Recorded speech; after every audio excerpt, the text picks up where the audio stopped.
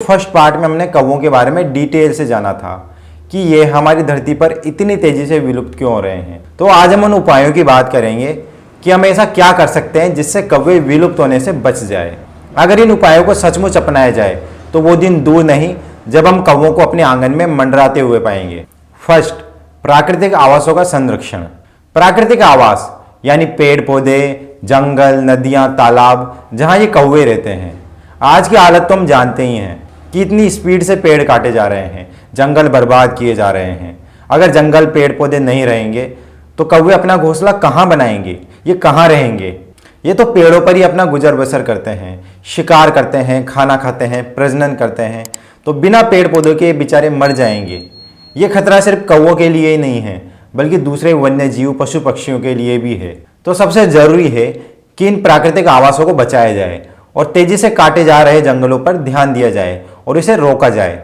हमारा यह प्रयास धरती के विनाश को रोकने और पारिस्थितिकी तंत्र को संरक्षित बनाए रखने के लिए बेहद जरूरी है। दूसरा, कीटनाशकों का प्रयोग कम हो। जब खेतों में फसल उगाई जाती है तो उस पर कई छोटे मोटे कीड़े मकोड़े पैदा हो जाते हैं जो उन फसलों को खाते हैं। तो किसान इन्हें मारने के लिए पेस्टिसाइड यानी कीटनाशकों का छिड़काव करते हैं जो काफी जहरीले होते हैं। कीड़े मकोड़े कौवे और चिड़िया जैसे पक्षियों के भोजन होते हैं। तो जब ये पक्षी इन कीड़े मकोड़ों को खाने के लिए खेत में आते हैं तो इन कीड़ों मकोड़ों के साथ उनके ऊपर लगा हुआ जहरीला कीटनाशक भी उनके पेट में चला जाता है, जो न सिर्फ इनके शरीर पर बुरा प्रभाव डालते हैं बल्कि इससे उनकी प्रजनन क्षमता भी कम हो जाती है। यही वजह है कि आज कौवे और इनके जैसे पक्षियों की प्रजनन क्षमता कम हो रही है और ये विलुप्ति की कगार पर है।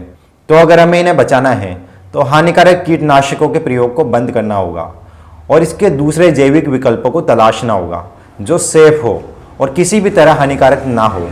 साथ ही जैविक खेती को भी बढ़ावा देना होगा और इसके बारे में किसानों को भी जागरूक करना होगा। लोगों को बताना होगा कि ये कीटनाशक कितने खतरनाक है, इनके क्या नुकसान होते हैं। ये न सिर्फ पक्षियों बल्कि हमारे लिए भी खतरनाक है। तीसरा, प्रदूषण पर लगाम लगे। आज प्रदूषण इस हद तक बढ़ गया है कि कौवे क्या, इंसानों का भी जीना दूभर हो गया है। सूखते नदी तालाब, पानी की घटिया क्वालिटी, हर तरफ विषैली हवा, बढ़ता प्लास्टिक और केमिकल्स का उपयोग, ध्वनि प्रदूषण जैसे कारण इन बेजुबानों की जिंदगी तबाह कर रहे हैं। अगर हमने इस बढ़ते प्रदूषण पर लगाम नहीं लगाई तो वो दिन दूर नहीं जब हमें कौवे ढूंढने से भी नहीं मिलेंगे। हमें पानी की क्वालिटी को सुधारने के प्रयास करने होंगे और वातावरण में बढ़ रही जहरीली गैसों के रोकथाम के भी उपाय करने होंगे। साथ ही जिस तरह से लोग प्लास्टिक का धड़ल्ले से उपयोग कर रहे हैं उस पर भी रोकथाम लगानी होगी और सभी हानिकारक केमिकल्स को आइडेंटिफाई करके उनका उपयोग करना बंद करना होगा। यह बात सिर्फ कौवों की ही नहीं है बल्कि तेजी से बढ़ता हुआ प्रदूषण पूरी धरती के लिए खतरनाक है। चौथा, शिकार पर सख्त पाबंदी हो। दोस्तों, कौवों के कम होने का एक बड़ा कारण उनका शिकार भी है।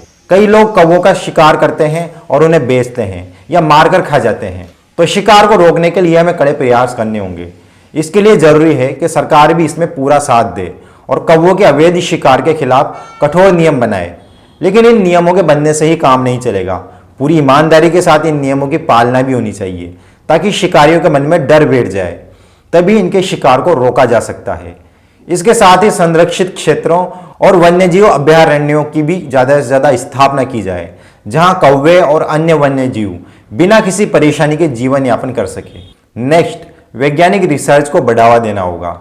दोस्तों, वैज्ञानिकों द्वारा की गई रिसर्च से हमें कई ऐसी बातों का पता लगता है जो कौवों के संरक्षण में बहुत काम आती है।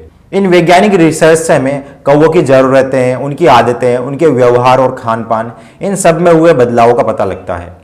इसके अलावा उनकी जनसंख्या और उनके प्रजनन पैटर्न में क्या चेंजेस आए हैं और इन सब के क्या कारण हैं, इसकी भी जानकारी मिलती है। साथ ही आज के वातावरण की वजह से उनके शरीर पर क्या प्रतिकूल प्रभाव पड़े हैं और कौन कौन सी बीमारियां उनमें पनप रही है, इन सब का भी हम पता लगा सकते हैं और उनका समाधान ढूंढ सकते हैं। वैज्ञानिक रिसर्च के माध्यम से हमें कई ऐसी जानकारियां मिलती है जिनका उपयोग हम कौवों के संरक्षण में कर सकते हैं। तो जरूरी है कि इन वैज्ञानिक रिसर्च को बढ़ावा दिया जाए। नेक्स्ट, जन जागरूकता बढ़ाई जाए। दोस्तों, कोई भी प्रयास बिना लोगों के साथ के ज्यादा सफल नहीं हो पाता। तो जरूरी है कि लोगों को इस बारे में जागरूक किया जाए, उन तक जानकारी पहुंचाई जाए कि हमारी किन गलतियों की वजह से ये कौवे जैसे बेजुबान जीव आज अपने अस्तित्व के लिए लड़ रहे हैं। उन्हें बताना होगा कि हमें अपनी आदतों और जीवन शैली में कौन कौन से ऐसे बदलाव करने होंगे जिनसे न सिर्फ कौवों की दशा सुधरेगी बल्कि ये हमारी पूरी प्रकृति के लिए भी फायदेमंद है। इस तरह के अवेयरनेस के प्रयास हमें वैश्विक स्तर पर करने होंगे। लोगों को बताना होगा कि कौवे हमारी प्रकृति के लिए क्यों जरूरी है और उनका हमारे पारिस्थितिकी तंत्र में क्या योगदान है। अगर कौवे नहीं रहेंगे तो भविष्य में हमें किस तरह के खतरों का सामना करना होगा। साथ ही किसानों, बागवानों और आम जनता को भी ये प्रशिक्षण देना होगा ताकि वे भी इसमें अपना पूर्ण योगदान दें। दोस्तों, आप भी कौवों के संरक्षण में अपना पूरा सहयोग दें और इस वीडियो को जितना हो सके उतना फैलाएं और ज़्यादा से ज़्यादा शेयर करें ताकि लोगों को कौवों की इस पीड़ा का पता चल सके। साथ ही हमारे इस चैनल को सब्सक्राइब करके हमें सपोर्ट करें। नमस्कार।